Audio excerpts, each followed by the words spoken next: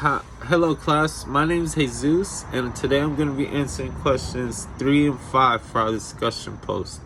How does trust play a role in a leader's ability to influence and persuade?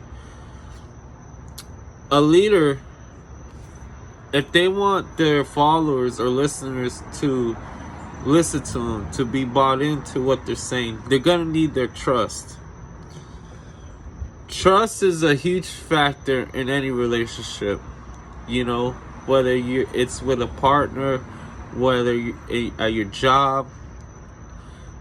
So without trust, it's really hard to convince people to do not to do what you need, but to try to persuade and convince them on what needs to be done.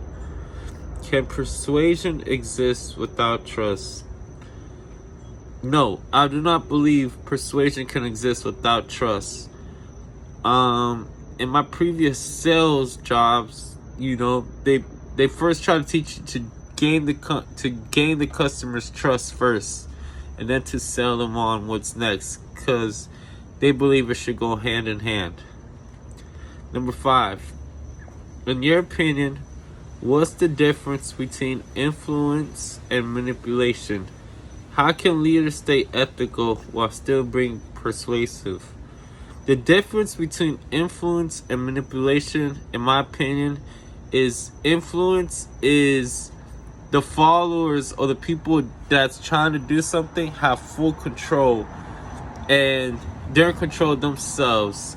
I'm not sure if that makes any sense. Like manipulation, for example, someone above them is doing things that we don't see, that's forcing them or putting them in a position where they have to do certain actions.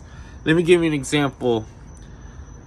Let's say, I watch a lot of sports. So in a lot of sports, there's contract disputes, right?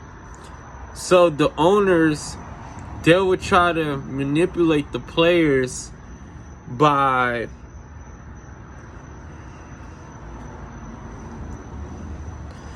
putting certain clauses in their contracts. Sorry for that pause, I was thinking real quick. By putting certain clauses in the contracts, by not guaranteeing all their money, that's a certain type of manipulation. Influence is if I were to go to talk to someone and they were inspire me or motivate me to become a better person, or to do go to the gym harder, or eat healthier, that's influence. How can leaders stay ethical while still being persuasive? Leaders could stay ethical while still being persuasive by just being a good example and living proof of what they want to be and who they want others to be.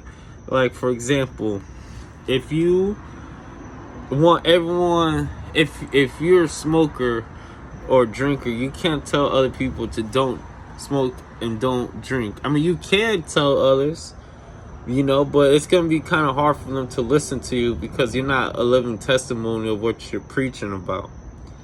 So that's pretty much what I got to say on my post. I hope y'all appreciate it. Thanks.